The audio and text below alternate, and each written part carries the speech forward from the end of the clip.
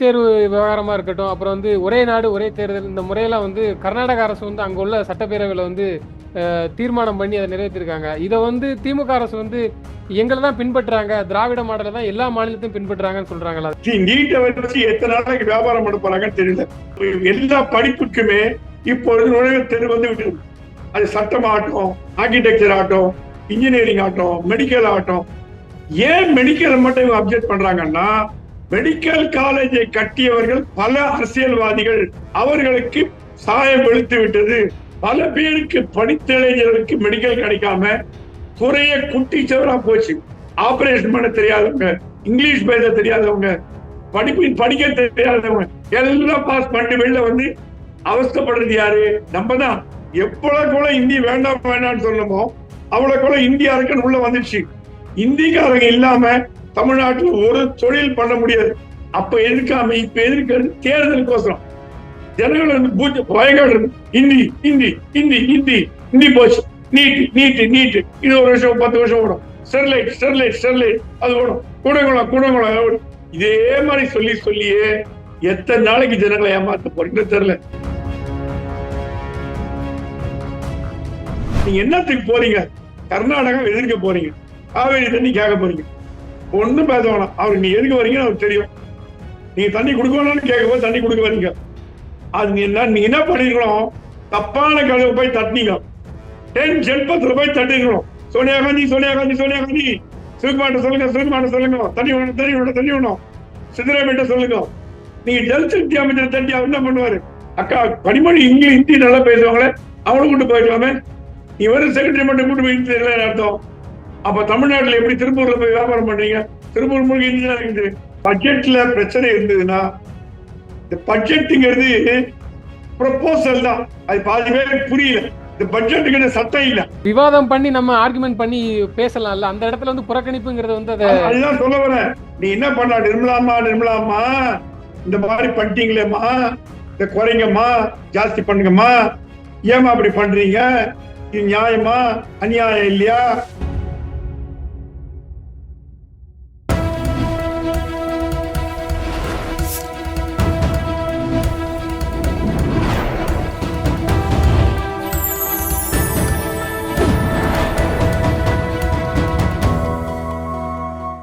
Sir வணக்கம் sir. வணக்கம் sir. தொடர்ந்து இந்த நீட் விவகாரம், நீட் தேர்வு விவகாரமா இருக்கட்டும், அப்புறம் ஒரே நாடு ஒரே தேர்தல் இந்த முறையெல்லாம் கர்நாடக அரசு அங்க உள்ள சட்டப்பேரவையில தீர்மானம் பண்ணி அதை நிறைவேற்றிருக்காங்க. இதை திமுக அரசு எங்களை தான் பின்பற்றுறாங்க, திராவிட மாடலை தான் எல்லா மாநிலத்தையும் பின்பற்றுறாங்கன்னு சொல்றாங்களா? அதை எப்படி சார் நீங்க பாக்குறீங்க? அதை நீட்டை வச்சு எத்தனை நாளைக்கு வியாபாரம் பண்ண போறாங்கன்னு தெரியல. ஒரு 50 ஆண்டு காலம் இந்தியை வச்சு வியாபாரம் பண்ணோம். இப்ப தமிழ்நாட்டுல முழுக்க ஹிந்தி தான் கேக்குது. நீ ரயில், ட்ரெயின், ஹோட்டலு, பார்பர் ஷாப் எங்க போனாலும் கேகன்றான். ஹிந்தி தான். எவ்வளவு ஹிந்தி வேண்டாம் வேண்டாம்னு சொல்லணுமோ அவ்வளவு இந்தியாருக்கு உள்ள வந்துடுச்சு. இந்திக்காரங்க இல்லாம தமிழ்நாட்டுல ஒரு தொழில் பண்ண முடியாது. திருப்பூர், கோயம்புத்தூர் போனீங்கன்னா 90% அவங்கதான். இந்திய எதிர்ப்பு என்பது மழுங்கப்பட்ட ஒரு ஆயுதமா போச்சு. இவங்க என்னத்த கையில எடுக்கலாம்னு பார்த்தாங்க, நீட்டு கையில மாட்டிக்கிச்சு. அதே நேரத்துல நீட்ல தவறு இல்லைன்னு சொல்ல, தப்பு நடந்திருக்கு, சுப்ரீம் கோர்ட் செக் பண்றது, விசாரணை இருக்கு, மத்திய அரசு இருக்கு. இது என்னன்னா, நீட்டுங்கிறது இப்போ ஒரே ஒரு கேக்குறேன். திமுக அமைச்சர்கள், உயர் பொறுப்பில் உள்ள தலைவர்கள் நடத்தும் கல்லூரிகளில், ப்ரொஃபஷனல் காலேஜ், இன்ஜினியரிங் காலேஜ்ல அட்மிஷன் எப்படி எடுக்கிறாங்க? வரவங்க போறவங்க எடுக்கிறாங்களா? நான் கேட்கிறேன். எல்லா அமைச்சர்களும் ஒரு இன்ஜினியரிங் காலேஜ் வச்சிருக்காங்க. 90% அமைச்சர்கள் திமுக இன்ஜினியரிங் எப்படி எடுக்கிறாங்க? அப்படியே +2 மார்க்ல எடுக்கிறாங்க? இல்ல, என்ட்ரன்ஸ் வச்சு எடுக்கிறாங்க. அதை முதல்ல பனிஷ் பண்ணுங்க. உங்களுக்கு ஒரு நியாயம், மற்றவங்களுக்கு ஒரு நியாயமா? சுப்ரீம் கோர்ட் தலைமை நீதிபதி சந்திரசூட் கிளியரா சொல்லிட்டார், நீட்டை எடுக்கும் பேச்சுக்கே இடமில்லை. எங்க அமெரிக்கால போய் படிக்க போறீங்க, உங்க மந்திரியோட பசங்க அமெரிக்கா போகுது. 90 மந்திரி பசங்க அமெரிக்கால தான் போகுது. GRE டோஃபல் எழுதுவான். அங்க போய் நான் இந்தியால இருந்து வரேன், எக்ஸாம் எழுத மாட்டேன், வீட்டுக்கு போய் உட்காந்துமா. எல்லாத்துக்குமே எல்லா படிப்புக்குமே இப்பொழுது நுழைவுத் தேர்வு விட்டது. அது சட்டம் ஆகட்டும், ஆர்கிடெக்சர் ஆகட்டும், இன்ஜினியரிங் ஆகட்டும், மெடிக்கல் ஆகட்டும். ஏன் மெடிக்கல் மட்டும் இவங்க அப்செக்ட் பண்றாங்கன்னா, மெடிக்கல் காலேஜை கட்டியவர்கள் பல அரசியல்வாதிகள், அவர்களுக்கு சாயம் வெளுத்து விட்டது, அவங்களுக்கு வியாபாரம் படுத்து போச்சு நீட்டால. பாதி இன்ஜினியரிங் காலேஜ் விற்க ஆரம்பிச்சிட்டாங்க. ஏன்னா இன்ஜினியரிங் காலேஜ் அட்மிஷனே போறது இல்லை. முன்னெல்லாம் அந்த காலத்துல engineering doctor, engineer doctor, engineer doctor போட 2 வேணான்னு டாப்போம். நான் வந்து பெயிண்டரா போறேன். எனக்கு தெரிஞ்ச ஒரு பையன் வந்து ஆர்கெஸ்ட்ரா அது படிக்க போயிருக்கான். இன்னொரு பையன் வந்து கிக் பாக்ஸிங், இன்னொரு பையன் ஸ்கூபா டைவிங். இப்ப இருக்கிற இளைஞர்கள்லாம் ட்ரெடிஷனலா மெடிக்கல் இன்ஜினியரிங் போச்சு. இன்ஜினியரிங் காலேஜ் ஒன்றும் சேர்றது இல்லை, குவி விற்கிறான். காம்படிஷன் ஃபீன்னு ஒன்று இருந்தது, அது ஃபுல்லா தூக்கிட்டாங்க. இப்ப என்ன சொல்றாங்க, சம்பளத்தில் நீ கட்டுற ஃபீஸ்ல பாதி குறைச்சிக்கிறோம், ஜாயின் பண்ணுங்க. 50 பேர் உள்ள சீட்ல 10 பேர் கூட இல்ல, இந்த மாதிரி பண்ண மூட வேண்டியதுதான். அந்த நிலைமை மெடிக்கல் காலேஜ் வந்துடுமோ அப்படிங்கிற அரசியல்வாதிக்கு பயம் இருக்குது. 3 நாளா வாழ்வாதாரமே போச்சு. ஏன்னா கொள்ள அடிச்சு 5 கோடி 4 கோடி வாங்கி எம்பிபிஎஸ் சீட் கொடுத்தாங்க, எல்லாம் போச்சு. அந்த கோபத்துல பேசுறாங்க தவிர மக்கள் மீது உண்மையா என் நல்ல எண்ணம் இருந்ததுன்னா நல்ல இப்ப நீட்னால என்ன குறை? கிராமத்துல இருக்கிற போஸ்ட்மேன் பையன் நினைச்சு பார்க்க முடியுமா? பழைய ரிஜிம்ல நீட் இல்லாம +2 மார்க் வச்சுன்னு எங்கான கிடைக்குமா? 99% +2ல மார்க் வாங்கி மெடிக்கல் இன்ஜினியரிங் கிடைக்காத மாணவர்களை என்னால் காட்ட முடியும். எங்க 100க்கு 150 மார்க் வாங்க முடியும், 92 மார்க் வாங்குவோம், அவனுக்கு கிடைக்கல. அதான் உங்களோட பாலிசி அது மாதிரி இருக்குது. நீங்க கொண்டு வந்த 50 ஆண்டுகளாக நீங்க கொண்டு வந்த பாலிசி, அது என்ன பாலிசி சொல்ல வேணாம். அந்த பாலிசி எல்லாம் பல பேருக்கு, படித்த இளைஞர்களுக்கு மெடிக்கல் கிடைக்காம துறையை குட்டிச்சவரா போச்சு. ஆபரேஷன் பண்ண தெரியாதவங்க, இங்கிலீஷ் பேச தெரியாதவங்க, படிக்க தெரியாதவங்க எல்லாம் பாஸ் பண்ணி வெளில வந்து அவஸ்தப்படுறது யாரு? நம்ம தான். வயிற்றுல கத்திரிக்கோளை வச்சு தைக்கிறான், நூல் கண்டை வச்சு தைக்கிறான், லெப்ட் சர்ஜரி ரைட்ல பண்றான், ரைட்ல ராங் பண்றான். இதெல்லாம் மருத்துவத்துறை அழிஞ்சு சீரழிஞ்சு கேவலமா போச்சு. இதை மத்திய அரசாங்கம் என்னடா பண்றதுன்னு பார்த்தது. முதல்ல முளையிலே கிள்ளி ஏறி நல்ல திறமையான மாணவர்கள் எங்க 5 கோடி எங்க என்னோட தெரிஞ்ச டாக்டர்கள் ஒரு 25 டாக்டர்கள் அவங்க பையனெல்லாம் மெடிக்கல் காலேஜ் சேர்த்தாங்க. அதுல பாதி பேர் மண்டு, ஒண்ணுமே எனக்கு தெரியும், குழந்தைலே தெரியும் மண்டு. அந்த மண்டு எல்லாம் வெளியில எம்டியா வந்தது. ஐயோ எப்படி இந்த மண்டு எல்லாம் எம்டியா வந்தது? பணம். ஏன்னா டாக்டர் அப்பா புள்ள டாக்டர் வரணும், ஹாஸ்பிட்டல்ல பாத்துக்கணும், கொடு 5 கோடி 10 கோடி கொடு, ஜாயின் பண்ணு, பாஸ் பண்ண வச்சிரு. இதை ஒழிச்சார் மோடி. இது கூட பண்ண காங்கிரஸ் தான் இதெல்லாம் மறந்து முடியும். மோடி வந்து ஸ்ட்ரீம்லைன் பண்ணார். நீட் கொண்டு வந்து காங்கிரஸ் அப்ப என்ன பண்ணிருந்தீங்கன்னு தான் கேள்வி. அப்ப எதிர்க்காம இப்ப எதிர்க்கிறது தேர்தலுக்கோசரம். ஜனங்கள் வந்து பயங்கர ஹிந்தி ஹிந்தி ஹிந்தி ஹிந்தி ஹிந்தி போச்சு. நீட்டு நீட்டு நீட்டு இது 1 வருஷம் 10 வருஷம் ஓடும். ஸ்டெர்லைட் ஸ்டெர்லைட் ஸ்டெர்லைட் அது ஓடும். கூடங்குளம் இதே மாதிரி சொல்லியே எத்தனை நாளைக்கு ஜனங்களை ஏமாத்த போறீங்கன்னு தெரியல. கர்நாடகா சட்டமன்றத்துல ஒரே ஒரு தீர்மானம் தான் நேற்று. நாங்கள் இந்தியாவில் இல்லை, கர்நாடகா இந்தியாவில் இல்லை. அந்த ஒரு தீர்மானத்தை தவிர மீது எல்லா தீர்மானத்தையும் நிறைவேற்றிட்டாங்க. அந்த தீர்மானத்தையும் கூடிய விரைவில், ஏன்னா அது நடக்கிற துக்ளக் ஆட்சி, கோமாளி ஆட்சி, எப்ப கவுளும் தெரியாது. சித்தராமையாவுக்கும் சிவகுமார் அடி சண்டை, குடும்பியை பிச்சு நடக்குது. சிவகுமாரே நாளைக்கு கட்சி ஆட்சியை வைப்பார். இந்த வேடிக்கை எல்லாம் கொஞ்ச நாள் இருக்கும் போது அப்புறம் கவர்மெண்ட் கவருக்கு வந்து வேடிக்கை பாரு. அமைச்சர் துரைமுருகன் அவர்கள் வந்து இன்னைக்கு வந்து ஜல்சக்தி அமைச்சரை போய் பார்த்திருக்கிறாரு. காவேரி விஷயமா டெல்லிக்கே போய் பார்த்திருக்காரு. ஆனா அவர் பேட்டி கொடுக்கும்போது சொல்றாரு, அவர் பேசுறது எனக்கு புரியல, ஹிந்தியில பேசுறாரு, நானும் என்னன்ட்டு கேட்டு வந்துட்டேன் அப்படிங்கிற மாதிரி பேசுறாரு. ஒண்ணு சொல்றேன், பாரத பிரதமர் மோடியும் ரஷ்ய அதிபர் பியூட்டின் பேசுறாங்க. பியூட்டின் ஹிந்தி தெரியுமா? மோடிக்கு ரஷ்யன் தெரியுமா? அதை கூட விடுங்க. ஜோ பைடன் மோடி பேசுறாங்க. ஜோ பைடன் ஆங்கிலத்துல பேசுறாரு. அந்த ஆங்கிலம் பாதி பேருக்கு புரியாது. தப்பு இல்லை, ஏன்னா அமெரிக்கன் ஆக்சென்ட் வேறு, நம்ம ஆக்சென்ட் வேறு. சரி, பிரிட்டிஷ் பிரதமர் இந்தியாவுக்கு வர்றாரு. ரிஷி துறைக்க விட்டுருங்க, அவர் இந்தியா. அவன் வெள்ளைக்காரன் பேசுற இங்கிலீஷ் பாதி பேருக்கு புரியாது. எப்படி மோடி பண்றார் அதை கூட விடுங்க. சைனீஸ் அதிபர் வர்றார், அவர் ஹிந்தி தெரியுமா? என்ன வேடிக்கை நீங்க பேசுறது? டிரான்ஸ்லேட்டர் எதுக்கு ஒருத்தருக்கலாம்? அவன் கவர்மெண்ட் ஆஃப் இந்தியா சம்பளம் கொடுத்து வச்சுக்கிட்டு டிரான்ஸ்லேட்டர். ஜாப்பனீஸ் பிரைம் மினிஸ்டர் வராரு, ஜப்பானீஸ் பிரைம் மினிஸ்டர் இங்கிலீஷ் சுட்டு போட்டாலும் தெரியாது. பியூட்டினுக்காவது இங்கிலீஷ் தெரியும் ஓரளவுக்கு. ஜப்பான் பிரைம் மினிஸ்டர் இங்கிலீஷே சுத்தமா வராது. கொரியா அதோட மோசம். இவங்களெல்லாம் வச்சு டிரான்ஸ்லேட்டர், அந்த டிரான்ஸ்லேட்டர் நீங்க என்ன பண்ணோம்? சரி, பாலு இருக்காரு, ஹிந்தி தெரிஞ்சவர்.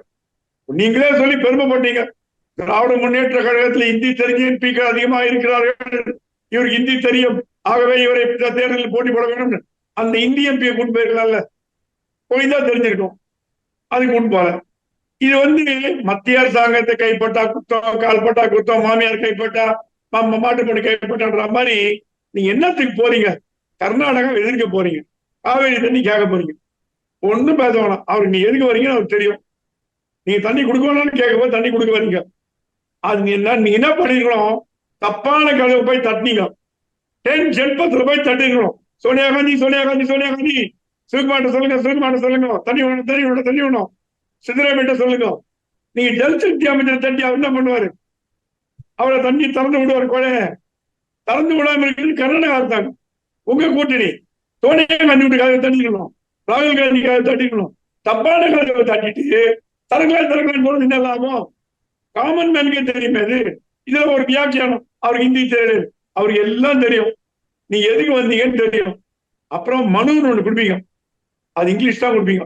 எனக்கு செக்ரட்டரி ப்ரிப்பேர் பண்றோம், ஐஏஎஸ் ஆபீசர், இங்க தமிழ்நாடு கவர்மெண்ட் செக்ரட்டரி இங்கிலீஷ் தான் பண்ண, ஹிந்தியில பண்ண மாட்டார். அது மாதிரி துரைமுருகன் நல்லா இங்கிலீஷ் தெரியும்.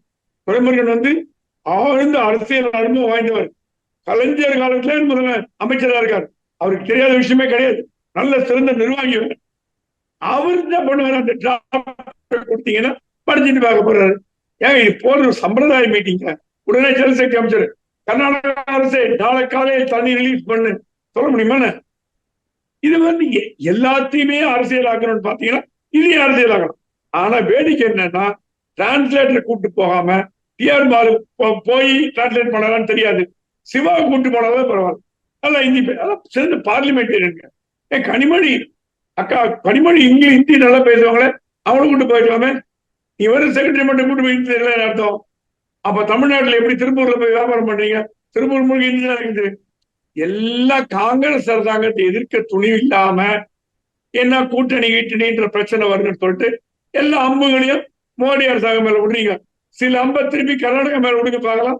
கர்நாடகாவில் அடிச்சு நொறுக்கிட்டு போடுவான், வட்டால் வச்சிருக்காரு, தீ வச்சிருவாரு. அந்த பயம் இருக்குது. அதனால எப்படி பாத்தி மாத்தி இது எல்லாருக்கும் தெரியுங்க, உங்களுக்கு ரெண்டு தனியா எல்லாருக்கும் தெரியும்.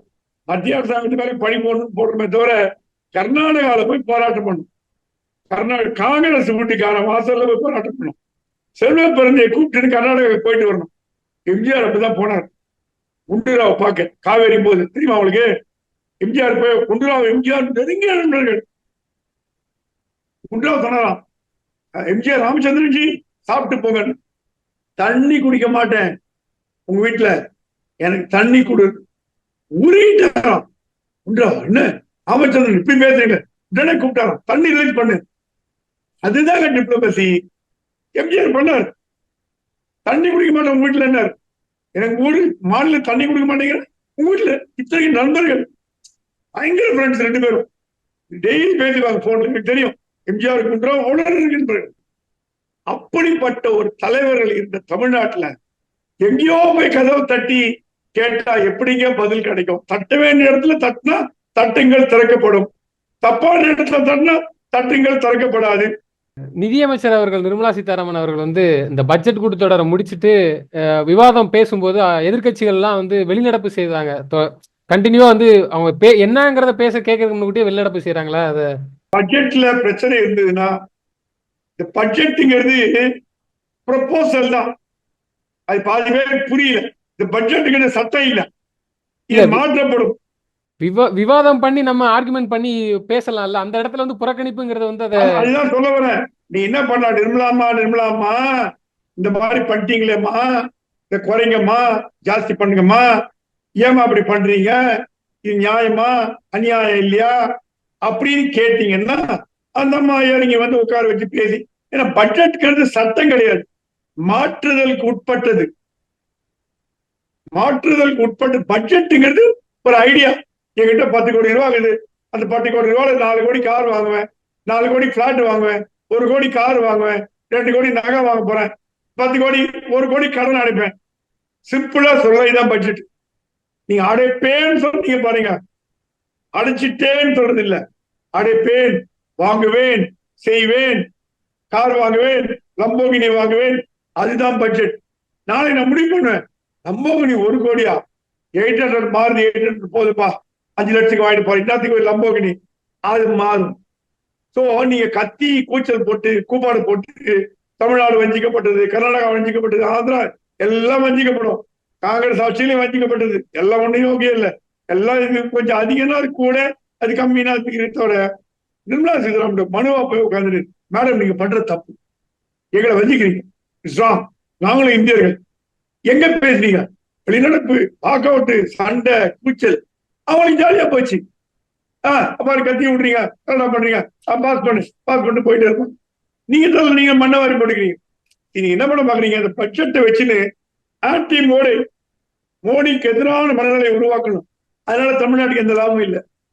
உண்மையான தமிழ்நாட்டுக்கு லாபம் இருந்தீங்கன்னா அந்த அம்மாவை கன்ஃபர்ம் பண்ணி, என்ன மேடம் இப்படி பண்றீங்க, நியாயமானது, தமிழ்நாடு இப்படி வஞ்சிக்கிறீங்களே, பார்லிமெண்ட்ல கேள்விகள் எழுத்து, மக்கள் உங்களை தேர்ந்தெடுத்து கேள்வி கேட்க பயந்து ஓட இல்லை, வாக் அவுட் பண்ண தேர்ந்தெடுக்கல, சண்டை போட தேர்ந்தெடுத்தாங்க. அது காங்கிரஸ் இன்க்ளூடிங் 10 பேருக்கு வந்தீங்க தமிழ்நாட்டுல இருந்து. உங்க எதிர்கட்சி தலைவர் ராகுல் காந்தி ஏன் ஓடுறீங்க, என்ன பண்றீங்க மோடிஜி, என்ன தப்பு, என்ன பண்ணீங்க தமிழ்நாட்டுக்கு, கேட்கணுமே, கேட்கலையே. உங்களை தேர்ந்தெடுத்ததே எதிர்கட்சியா கேள்வி கேட்கதான். அது கேள்வி கேட்க தவறிட்டீங்கன்னா நீங்க உங்களோட கொள்கை கடமையிலிருந்து தவறி விட்டீங்கன்னு அர்த்தம். இந்த பட்ஜெட்டை வந்து அன்புமணி ராமதாஸ் சொல்லியிருந்தாரு, நீங்க ஒரு 25 சீட்டை நீங்க கொடுத்துருக்கலாம்ல, கொடுத்திருந்தா இங்க வந்திருக்கோம் அப்படிங்கிற மாதிரி ஒரு விமர்சனத்தை வச்சாரு. நீங்க கட்சியில வர சீட்டுக்கும் பட்ஜெட்டுக்கும் சம்பந்தம் கிடையாது. எந்த மாநிலங்கள்ல அதிகமான பாரதிய ஜனதா கட்சிக்கு எம்பி சீட் வந்திருக்கு? கர்நாடக. இப்ப நீ கேட்க அடுத்த கேள்வி, ஏன் சார் ஆந்திராவுக்கு பீகாருக்கு மட்டும் கொடுத்துட்டீங்களா சார்? ஆந்திரா 5 வருட ஆண்டுகள் பின்தங்கிய நிலையில் இருந்தது. ஜெகன்மோகன் ரெட்டி தலைமையில ஊழல், அப்படி ஒரு ஊழல். திருப்பதி லட்டுல நெய்யில ஊழல். பெருமாள் சுமார் பரா தூக்கி போட்டார். அது மலையெல்லாம் வேற நீங்க ஆக்கிரமி பண்ணிட்டீங்க. திருப்பதி மலையெல்லாம் புடிங்கி போட்டீங்க. கொஞ்ச நாள் போல பெருமாள் சிலை தூக்கிட்டு வேற சிலை வச்சிருப்பீங்க. அந்த லெவலுக்கு ஜெகன்மோகன் ரெட்டி ஆடிய ஆட்டம் தூக்கி அடிக்கப்பட்டார். எந்த டெவலப்மெண்ட் இல்ல. பணத்தை வாங்கி சாப்பிட்டு உட்கார்ந்தார், அல்ல திண்டு. அதை டெவலப் பண்றதுக்கு சந்திரபாபு நாயுடு 10 வருஷமா கத்திருக்கிறார். ஏன்னா ஆந்திராங்கிறது ஒரு மாநிலமா இருந்தது. ஆந்திரா தெலுங்கானா இருந்த பிறகு ஹைதராபாத் தெலுங்கானா போயிட்டு, சைபர் சிட்டி தெலுங்கானா போயிட்டு, ஐடி பார்க் தெலுங்கானா போயிட்டு, வளங்கள் நிசாம் எல்லாம் முக்கியமான 80% யுனைடெட் ஆந்திரா 80% தெலுங்கானா போயிட்டு, இவங்க சாப்பாட்டுக்கே 20% லாட்டரி அடிக்கிறாங்க. தலைநகருமே இல்லை. அப்படி ஒரு நிலைமையில அந்த மாநிலம் நல்லா வாழணும் பண்றதுல கொடுக்கறதுல என்ன தப்பு? சரி, அடுத்தது பீகார். பீமாரு ஸ்டேட் பின்தங்கிய மாநிலமா இருந்தது. அதுக்கு ஓரளவு டெவலப்மெண்ட் பண்ணோம். யூபி அந்த மாதிரி இல்ல. குஜராத் கொடுத்தோட பணம் வேணும்னா என்ன கோடீஸ்வரர் அந்த ஊர்ல. அந்த மாதிரி ஒரு ஒரு மாநிலங்களோட நிதி நிலைமை நீ கேட்கலாம், நான் இவ்வளவு ஜிஎஸ்டி கொடுக்குறேன், நீங்க ஒண்ணு கொடுக்கல. ஜிஎஸ்டி கொடுக்கறதால மட்டும் பட்ஜெட் வராது. பிரையாரிட்டின்னு ஒண்ணு. சரி, ஒத்துக்க, தமிழ்நாட்டுக்கு ஒண்ணும் பண்ணலைங்கிறது நான் இல்ல மறுக்கல, பண்ணிருக்கலாம்னு சொல்றேன். தமிழ்நாட்டுக்கு ரயில், மெட்ரோ ரயில் கொடுத்துருக்கலாம், நிதி ஒதுக்கிருக்கலாம், பண்ணிருக்கலாம். நீங்க என்ன பண்ணோம், என்னமா அப்படி பண்ணிட்டீங்களா, நீங்களே தமிழ் தானே அப்படின்னு சென்டிமெண்ட்ல ஆட்சி வாங்குறத விட்டுட்டு எதுக்கு போய் ஒன்னா வந்து ஸ்ட்ரைக் இருக்குது? அதை விட நான் என்ன சொல்றேன், இப்ப கொடுக்கப்பட்ட பட்ஜெட் தவறாவே இருந்துட்டு போட்டோம். யாருமே பர்ஃபெக்ட் இல்லை. எந்த நிதியமைச்சரும் ஆர்.கே. சண்முகம் செட்டியாரை தவிர இந்தியாவின் முதல் நிதியமைச்சர் நெஹ்ரு சொன்னாராம், Nehruji keep quiet, don't interfere, I will present my budget. யாருக்கு அது தைரியம் வரும்? R K. Shanmukham Chettiar, first finance minister of India. Nehru சொன்னா சும்மா இருக்க, நான் பாத்துக்கிறேன், அவர் பிரசன்ட் பண்றாரு. அதுதாங்க பட்ஜெட். முதல் இந்தியாவின் நிதியமைச்சர் தமிழர், அதை மறந்துடாதீங்க, ஆர்.கே. சண்முகம் செட்டியார். அப்படிப்பட்ட நிதியமைச்சர் இந்த ஊர்ல நிர்மலா சீதாராமன் நல்லா பண்றாங்க, தப்பு கிடையாது. நீங்க பேசி தீர்க்க வேண்டிய விஷயத்த ஏன் பெருசு பண்றீங்கன்னு தெரியல. அதான் கவலையா இருக்கு. பேசி உட்கார்ந்து அடிச்சு சண்டை போட்டு வாங்கி எம்ஜிஆர் எப்படி பண்ணாரு குண்டுராட்டம் அந்த மாதிரி பண்ணிட்டு வந்தீங்கன்னா மக்கள் பாராட்டுவாங்க. அதை விட்டுட்டு சும்மா சண்டை போட்டீங்கன்னு போட்டு ஆந்திரா கொடுத்தேன், பீகார் கொடுத்தேன், யூபி கொடுத்தேன், ராஜஸ்தான் கொடுத்தேன்னா அப்ப வந்து காங்கிரஸ் ஆளும் மாநிலங்களுக்கு மட்டுமே கொடுக்கப்படலையா? யூபி கொடுக்கல, மகாராஷ்டிரா கொடுக்கல, உத்தராஞ்சல் எவ்வளவு வட மாநிலங்கள் கொடுக்கலையே. காஷ்மீர் கொடுத்தது, காஷ்மீர் கொடுத்து ஆகணும். கொடுக்கலன்னா அங்க தீவிரவாத தலைவிரித்தாடும். எல்லாத்துக்கும் ஒரு பேக்ரவுண்ட் இருக்குங்க. அந்த பேக்ரவுண்ட் புரியாம இத்தனை வருஷமா காஷ்மீர்ல எல்லா படத்தையும் ஒரு 3 ஃபேமிலி கொட்டி கொழிச்சது.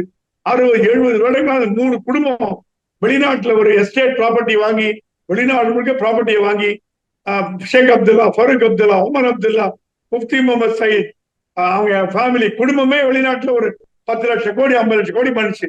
அதை உடைச்சார் மோடி. மக்களுக்கு போன இப்பதான் மக்களுக்கு போய் சேர்ந்து அமைதி திரும்புது. சோ இதெல்லாம் வந்து மத்திய அரசாங்கம் பார்த்து பண்ணும். தவறு இழைக்கலன்னு சொல்ல, நீங்க பேசி தீக்கொண்டு மேட்டரை ஊதி பெருசு பண்ணீங்கன்னா மக்களுக்கு தான் கஷ்டம். நீங்க சொல்லும்போது கூட பாராளுமன்றத்துல பேசி தீர்க்கக்கூடிய விஷயத்த வந்து இந்த மாதிரி வெளிநடப்பு செஞ்சனால என்ன கிடைக்க போன்னு சொல்ற மாதிரி சொல்றீங்க. ஆனா திமுக வந்து நாளை மறுநாள் ஒரு போராட்டமே அறிவிச்சிருக்கிறாங்க. இந்த இது பாராளுமன்றத்துல பேசக்கூடிய அங்க விவாதிச்சு வாங்கக்கூடிய ஒரு சில விஷயங்களையுமே இந்த மாதிரி போராட்டம் நடத்தி அவங்க அப்படி என்ன அதுக்கு எதிர்ப்பு தெரிவிச்சிட போறாங்க பெருசா அந்த பட்ஜெட் அறிவிப்புக்கு? ஒரு அரசியல் கட்சினா போராட்டத்தோட உரிமை உண்டு. மக்களோட அட்டென்ஷனை டைவெர்ட் பண்றதுக்கு, மக்களோட அட்டென்ஷனை கொண்டு வரதுக்கு போராட்டம் பண்ணலாம். அது தப்பு கிடையாது. நீங்க ஸ்டாலின் போராட்டம் பண்ணக்கூடாதுன்னு சொல்றதுக்கு நமக்கு உரிமை கிடையாது.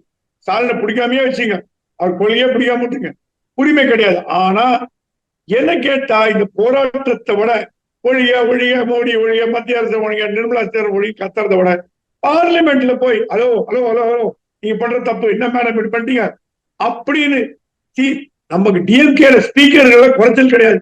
தயாநிதி மாறன் பயங்கர ஸ்பீக்கர், பிரமாதமா பேசுவார், ஜோக் அடிப்பார். நேற்று கூட பார்லிமெண்ட் ஜோக் அடிச்சார், அவரை வச்சு பேச வைக்கலாம். கனிமொழி சிறந்த பேச்சாளர், பத்திரிகையாளர், ஜேர்னலிஸ்ட், எல்லா விஷயத்தையும் அப்சர்வ் பண்ணிப்பாங்க. பாலு பார்லிமெண்டேரியன், சிவா, எல்லா இளங்கோ, வில்சன், சட்ட புலிகள்.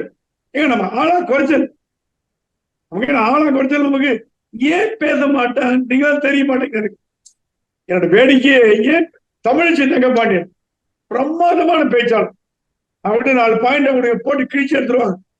அந்த மாதிரி ஸ்பீக்கர் எல்லாம் பார்லிமெண்ட் எம்பியா வச்சுட்டு ஏன் நம்ம வெளிநடப்பு செய்யணும்? நம்ம உரிமையை நிலைநாட்டுறதுக்கு போராடணும்.